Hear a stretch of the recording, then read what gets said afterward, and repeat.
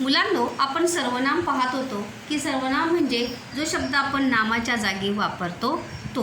पण ही सर्वनामे वापरताना आपण एक काळजी घ्यायची आहे की लिंग वचनानुसार त्याचा उपयोग करायचा आहे. जसे आम्ही, आम्ही हे जो सर्वनाम आहे ते आपण कशासाठी उपयोग करतो? अनेक वचनासाठी. आमचा, आपण,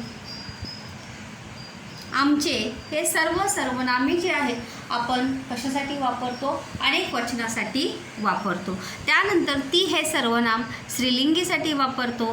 ते हे सर्वनाम आपण अनेक वचनासाठी किंवा आदरार्थी प्रयोजन करताना किंवा बोलताना आपण ते या सर्वनामाचा उपयोग मुलांना आपण करत असू. सर्वनामानंतर आपण पाहणार आहोत दुसरं आपली शब्दांची जात, ती म्हणजे आहे विशेषण. कोणतं आहे? विशेषण. नाम किंवा सर्वनामाविषयी विशेष माहिती सांगणाऱ्या शब्दांना विशेषण असे म्हणतात. इसी का अर्थ है कि नाम अथवा सर्वनाम के बारे में विशेष जानकारी देने वाले, विशेषता बताने वाले शब्दों को हम क्या कहते हैं? विशेषण कहते हैं. हिंदी में भी इसे विशेषण ही कहा जाता है. यहाँ पर मैंने दिया भी है कि कौन कौन ती विशेषणे असतात. गुण, दोष, चव, चव याने स्वाद, संख्या, रंग, प्रमाण, आकार, प्रकार, जात इत्यादि दर्शविण्यासाठी आपण विशेषण वापरतो. ये सभी दर्शाने के लिए हम जो है विशेषण का उपयोग करते हैं. तर विशेषणाचा उपयोग वाक्यामध्ये आपण कसा करतो ते वाक्याच्या माध्यमातून आपण पाहूया. इथे मी काही वाक्य दिलेली आहेत बघा. समीर हुशार मुलगा आहे. जिस शब्द के नीचे मैंने रेड लाइन किया है, रेड पेन से अंडरलाइन किया है बच्चों, वो क्या है? विशेषण है. और समीर क्या है? नाम है. तो हुशार हा शब्द कशाची विशेषता सांगतो? समीर या नामाची विशेषता सांगतो. म्हणूनच हुशार हे काय झालेलं आहे? विशेषण आहे. त्यानंतर आहे अनिलला खोटे बोलण्याची सवय आहे. यहाँ पे अनिल भी क्या है? नाम है. खोटे भी क्या है? खोटे यहाँ पर विशेषण है. सवय काय आहे? नाम आहे. तर या नामाविषयी विशेष माहिती कोणता शब्द सांगतो? खोटे. कोणता शब्द सांगतो? खोटे. म्हणून खोटे हे काय आहे? विशेषण आहे. त्यानंतर आहे लाडू गोड आहे. लड्डू जो है वो क्या है? मीठा है. चिंच आंबट आहे. चिंच यानी इमली. इमली जो है वो क्या है? खट्टी है. जेवण खारट आहे. जे खाना जो है, खाने में नमक जो है वो क्या है? ज़्यादा है. सीमा जवळ, यहाँ पर अगर देखेंगे चव, गुण, यहाँ पे दोष, गुण, दोष, चव सांगितलेली आहे. सीमाजवळ 10 पेन आहे. यहाँ पर अगर देखेंगे तो यहाँ पे संख्या बताई गई है कि सीमा के पास कितने पेन है. कितने पेन है? 10 पेन सीमा के पास में है. त्यानंतर दुसरं वाक्य आहे गुलाबाचे फूल लाल आहे. लाल हे काय आहे? रंग आहे. काय आहे? रंग आहे. आणि तो लाल रंग कोणाची विशेषता सांगत आहे? गुलाबाच्या फुलाची विशेषता सांगत आहे. गुलाबाचे फूल काय आहे? नाम आहे. म्हणूनच लाल हे काय आहे? विशेषण आहे. त्यानंतर नेक्स्ट सेंटेन्स बघूया आपण. घर मोठे आहे. घर हे काय आहे? नाम आहे. और उसकी विशेषता बताने वाला शब्द कौन सा है? मोठे आहे. त्यानंतर टेबल लाकडाचा आहे. जैसे कि मैंने यहाँ पे बताया था की जातसुद्धा किंवा प्रकारसुद्धा इथे आपण विशेषणाच्या माध्यमातून आपण सांगत असतो. तो टेबल किस चीज़ का है? लकड़ी का टेबल आहे.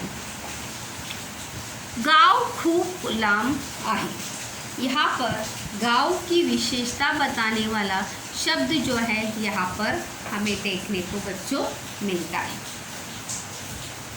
इसके बाद हम देखेंगे कि किस प्रकार से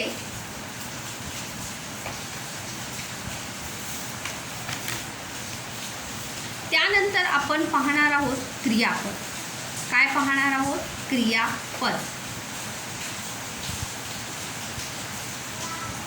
वाक्याचा वाक्य अर्थ पूर्ण करणाऱ्या शब्दांना क्रियापद असे म्हणतात. काय म्हणतात? क्रियापद असे म्हणतात. म्हणजे जो शब्द वाक्याचा अर्थ पूर्ण करतो त्या शब्दांना क्रियापद असे म्हणतात. क्रियापद है नेहमी वाक्याच्या शेवटी असते. क्रियापद जो है बच्चों हमेशा वाक्य के अंत में आता है. क्रियापदामुळे वाक्याला अर्थ प्राप्त होतो और क्रियापद की वजह से वाक्य को अर्थ प्राप्त होता है. अगर वाक्य में क्रियापद नहीं है तो वाक्य जो है वो अर्थपूर्ण नहीं है. तो त्यामुळे वाक्य अर्थपूर्ण होण्यासाठी बनण्यासाठी वाक्यामध्ये मुलांनो क्रियापद असणे फार आवश्यक आहे. तर त्यामुळे याची व्याख्या काय होणार आहे की वाक्याचा अर्थ पूर्ण करणाऱ्या विकारी शब्दांना काय म्हणतात? क्रियापद असे म्हणतात. तर आपण इथे थोडंसं वाक्याच्या माध्यमातून पाहूया मुलांनो की कशा प्रकारे पहिलं वाक्य इथे आहे, मी अभ्यास करत आहे. यहाँ पर आहे ये काय आहे? क्रियापद आहे. काय आहे? क्रियापद आहे. आणि मी अभ्यास करत, अगर इतना ही वाक्य होता, वहाँ पे आहे नहीं होता, तो ये वाक्य क्या होता? अधूरा होता. त्यानंतर दुसरं वाक्य आहे, तो गावाला गेला. तो गावाला, अगर इसमें गेला नहीं होता तो वह वाक्य पूर्ण होता क्या? नहीं. सुधा जेवण बनवते, ये शब्द अगर वहाँ पे नहीं होता तो हमारा वाक्य जो है कभी भी अर्थपूर्ण बच्चों होता नहीं. राजेश वहीमध्ये लिहितो. रीमा शाळेत जाते. सुरेश सुंदर चित्र काढतो. रीना गाणे गाते. आपण गावी जाऊया.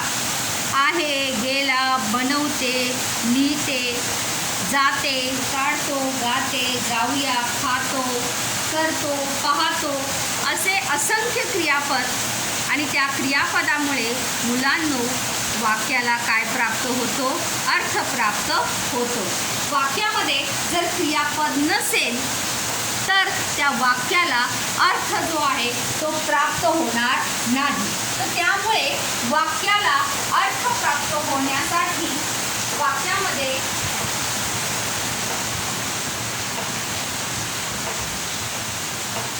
क्रियापद असणे फार महत्त्वाचे आहे. म्हणूनच नेहमी वाक्यामध्ये क्रियापदांचा उपयोग वाक्य अर्थपूर्ण होण्यासाठी केला जातो. त्यानंतर आपण दुसरं पाहणार आहोत, उभयानव्वी अव्यय. काय पाहणार आहोत? उभयानव्वी अव्यय. दोन शब्द किंवा दोन वाक्य, लक्ष द्या, दोन शब्द किंवा दोन वाक्य जोडणाऱ्या अविकारी. आता आपण चार पाहिले विकारी, नाम, सर्वनाम, विशेषण, क्रियापद. हे काय होते? विकारी.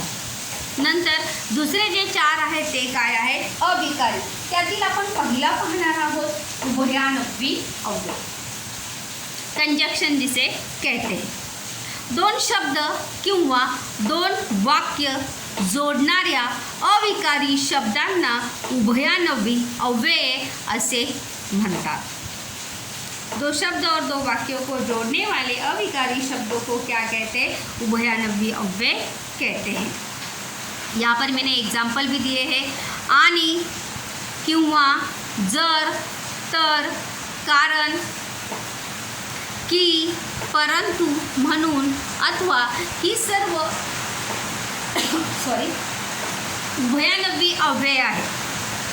आणि या सर्वांचा उपयोग आपण शब्द किंवा वाक्य जोडण्यासाठी वाक्यामध्ये मुलांनो करत असतो. त्याची काही वाक्यसुद्धा मी इथे लिहिलेली आहेत. पहिलं वाक्य बघा. त्याने अभ्यास केला म्हणून तो पास झाला. म्हणून इस शब्द से इन दो वाक्य को जोड़ा है. त्याने अभ्यास केला तो पास झाला. त्याने अभ्यास केला एक वाक्य है आणि तो पास झाला ये दूसरा वाक्य है. इन दो वाक्यों को बच्चों किसने जोड़ा है? म्हणून. म्हणून याने इसलिए. पुन्हा दुसरं बघूया. पाऊस पडला म्हणून शेती चांगली झाली. पाऊस पडला आणि शेती चांगली झाली. ये दो अलग अलग वाक्य है. इन दो अलग वाक्यों को किसने जोड़ा है? म्हणून इस शब्द से. त्याने काम केले परंतु त्याला पैसे मिळाले नाही. उसने काम किया लेकिन उसे उस काम का वो बदला या पैसा जो है उसे मिला नहीं. परंतु ये यहाँ पर क्या है? उभयानवी अव्यय. तू जर आला तर आपण जाऊया. यहाँ पे देखो दो शब्द को जोड़ा है. वाक्य को न जोड़ने के किसे जोड़ा है? शब्द को. अगर तुम आए तब हम जाएंगे. जर तर याने जब तब. यश किंवा अपयश. यहाँ पे यश अपयश क्या है? दो शब्द है. परिभाषा ही क्या थी उसकी? दो शब्द अथवा दो वाक्य जोड़ने वाले शब्दों को क्या कहते हैं? उभयानवी अव्यय कहते हैं. तो यहाँ पर यश किंवा अपयश आपल्या प्रयत्नांवर अवलंबून असते.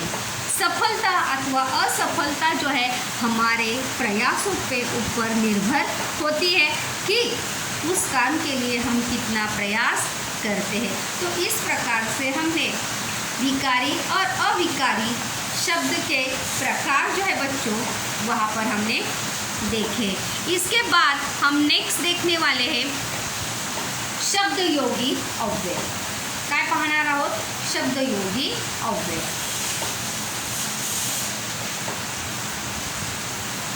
याची व्याख्या पाहूया आपण.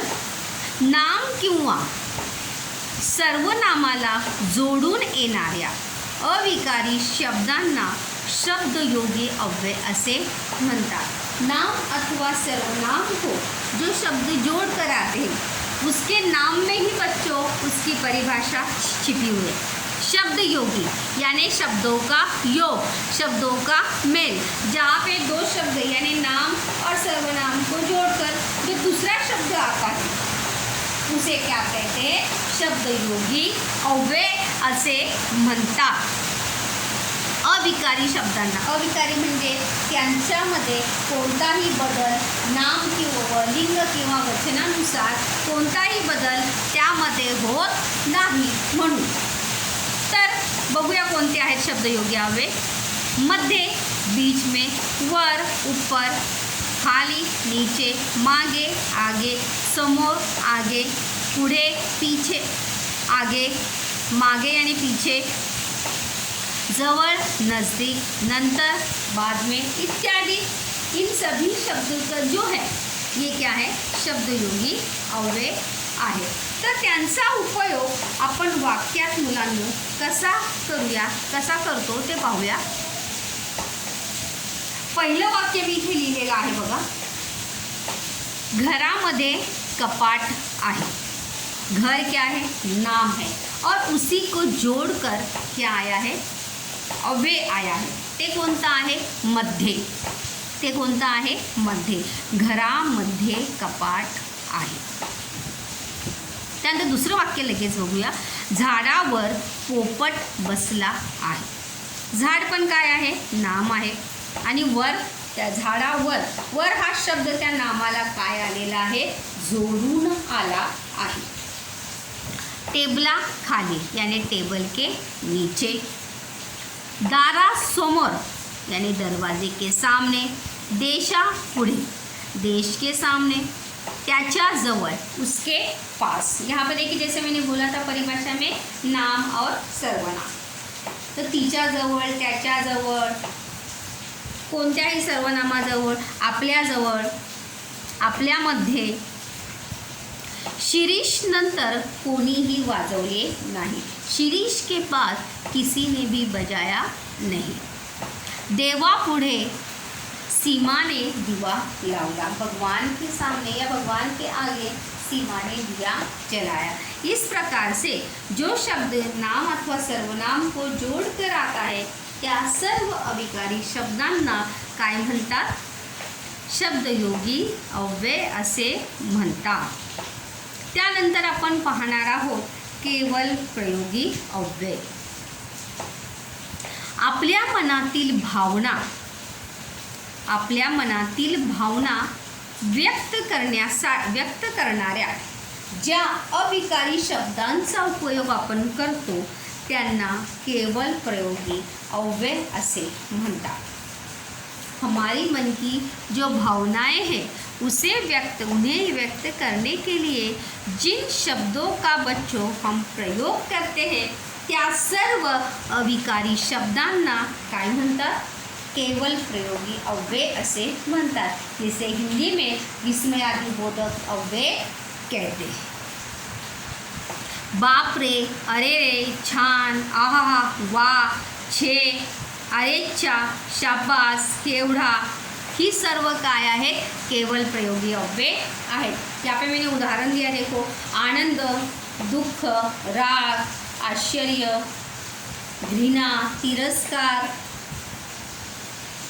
या सर्व भावना, खेद, या सर्व भावना व्यक्त करताना आपण ज्या शब्दांचा उपयोग करतो त्या शब्दांना काय म्हणतात?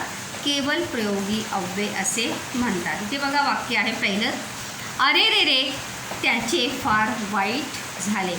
और एक बात, केवल प्रयोगी अव्यय के सामने क्या आता है? उद्गारवाचक चिन्ह उसके सामने आता है. क्योंकि हम अपने भावों को व्यक्त कर रहे हैं त्यामुळे त्याच्यासमोर उद्गारवाचक चिन्ह येतं. शाबाश, तू जिंकला. शाबाशी मतलब बहुत ही बढ़िया. छान, तुझे अक्षर रेखीव आहे. छान यानी बहुत ही, तुम्हारी लिखावट जो है बहुत ही साफ है. बाप रे, किती उंच झाड आहे. ये आश्चर्यचकित करने वाला है. छे, ते शक्य नहीं. मतलब हमारा नकार दर्शाते हुए हम यहाँ पर व्यक्त करते हुए ये शब्द इस्तेमाल करते हैं. छे, आहा हा, वाह, किती छान, किंवा हे फार बरं झालं. अशा विविध शब्दांचा उपयोग आपण केवल प्रयोगी शब्द म्हणून वाक्यामध्ये करत असतो. त्यापुढे सगळ्यात शेवटी आपण पाहणार आहोत, त्यानंतर आपण सगळ्यात शेवटी मुलांना पाहणार आहोत ते म्हणजे सर्वात महत्त्वाचं आहे क्रियाविशेषण अव्यय. कोणतं पाहणार आहोत? क्रियाविशेषण अव्यय. क्रियेविषयी विशेष माहिती सांगणाऱ्या, लक्ष देऊन ऐका, क्रियेविषयी विशेष माहिती सांगणाऱ्या अविकारी शब्दांना क्रियाविशेषण अव्यय असे म्हणतात. म्हणजे क्रिया कोठे झाली, कशी झाली, कधी झाली, कशा प्रकारे झाली, हे शब्द ज्या शब्दांनी दर्शविले जातात त्या शब्दांना क्रियाविशेषण अव्यय असे म्हणतात. विशेषण म्हणजे काय मुलांनो? विशेषण म्हणजे जो शब्द आपल्याला नाम किंवा सर्वनामाविषयी विशेष माहिती सांगतो तो म्हणजे काय? विशेषण. आणि जो शब्द आपल्याला क्रियेविषयी म्हणजे क्रियापदाविषयी विशेष माहिती सांगतो त्या शब्दाला क्रियाविशेषण अव्यय असे म्हणतात. जैसे कि मैंने यहाँ पर बताया की ते जे शब्द आहेत ते शब्द आपल्याला सांगतात की ती क्रिया जी आहे ती कशी झालेली आहे. ते उदाहरण दिलेले आहे बघा मी. आज, काल, भरभर, हळूहळू, वारंवार, पटकन, सकाळी इत्यादी. म्हणजे अशी विविध उदाहरणं आहेत क्रियेची की ज्यामुळे आपल्याला कळतं की हे कोणतं अव्यय आहे? क्रियाविशेषण अव्यय हे आहे. वाक्य बघूया आपण. कासव हळूहळू चालते. कछुआ जो है वो धीरे धीरे चलता है. अभी यहाँ पे उसकी चलने की विशेषता बताइए. कसली विशेषता सांगितली आहे? उसकी चलने की विशेषता यहाँ पर बच्चों बताइए. तो कछुआ कैसे चलता है? धीरे धीरे वहाँ पर चलता है, हळू हळू. त्यानंतर सरिता आज येणार आहे. यहाँ पे येणार आहे माने आने वाली है. कब आने वाली है? वो आज आने वाली है. तो यहाँ पर वो क्रिया की विशेषता आज इस शब्द से हमें बता रहा है। त्यानंतर सुमितने कालचा अभ्यास केला नाही। सुमितने कब की पढ़ाई नहीं की है? कल की पढ़ाई नहीं की है। तो काल हे शब्द कशाची विशेषता सांगतं? वेळेची विशेषता सांगतं की त्याने कधीचा अभ्यास केलेला नाही आहे। त्याने काल पेपर दिला होता। उसने कब पेपर दिया था? कल पेपर दिया था। समीर भर भर चालतो। भर भर यानी फास्ट, फटाफट। समीर जो है कैसे चलता है? फास्ट चलता है, बहुत ही तेज़ी से वो चलता है। आई सकाळी उठते। माँ कब उठती है? सुबह उठती है। तो सकाळी हे काय आहे? त्याचं क्रियाविशेषण अव्यय आहे। किंवा सकाळी लवकर उठते ते सुद्धा आपण लिहू शकतो। तो वारंवार खोटे बोलतो। वह बार बार या हमेशा झूठ बोलता है। क्या बोलता है? झूठ बोलता है। वारंवार यानी हमेशा। बाबांनी पटकन पेपर वाचला। पटकन यानी जल्दी से, फास्ट। पिताजी ने बहुत ही जल्दी से पेपर पढ़ लिया। देवाचे नेहमी स्मरण करावे। भगवान का नामस्मरण हमेशा करना चाहिए। नेहमी यानी हमेशा। त्याने दुपारी जेवण केले। उसने कब खाना खाया? दोपहर को उसने खाना खाया। तो इस प्रकार से जो शब्द हमें क्रिया की विशेषता बताता है उस शब्द को हम क्या कहते हैं बच्चों? क्रिया विशेषण अव्यय असं आपण त्याला म्हणतात। तर अशा प्रकारे शब्दांच्या 8 जाती आपण पाहिलेल्या आहेत। नाम, सर्वनाम, विशेषण, क्रियापद, उभयानवी अव्यय, शब्दयोगी अव्यय, केवल प्रयोगी अव्यय आणि क्रियाविशेषण अव्यय। या विविध शब्दांच्या जातीमुळे आपण अर्थपूर्ण वाक्य बनवू शकतो आणि शब्दांच्या जाती माहीत असल्यामुळे आपल्याला लिहिताना आपल्याकडे असलेलं शब्दांचं सामर्थ्य, हमारे पास जो शब्दों का भंडार जो है बच्चों वो क्या होता है? बढ़ता रहता है, क्योंकि हमें पता है कि ये शब्द का भेद कौन सा है। ये नाम है, सर्वनाम है, विशेषण है, क्रियापद है या अव्यय है, और इन शब्दों का उपयोग हमें वाक्य में किस प्रकार से करना है, इसीलिए शब्दों के भेद हमें जानना आवश्यक है। आया समझ में? तो मुझे आशा है कि ये सभी जानकारी से आप वाक्य बनाते समय आपको कोई किसी भी कठिनाई का जो है कभी भी सामना करना नहीं पडेगा, क्योंकि जेव्हा आपल्याला माहीत असेल की नाम कोणतं आहे, सर्वनाम कोणतं आहे, विशेषण कोणतं आहे आणि अव्यय कोणतं आहे आणि कोणत्या अव्ययाचा उपयोग आपण कोणत्या ठिकाणी करायचा आहे, तर आपण वाक्य अर्थपूर्ण बनवू शकतो।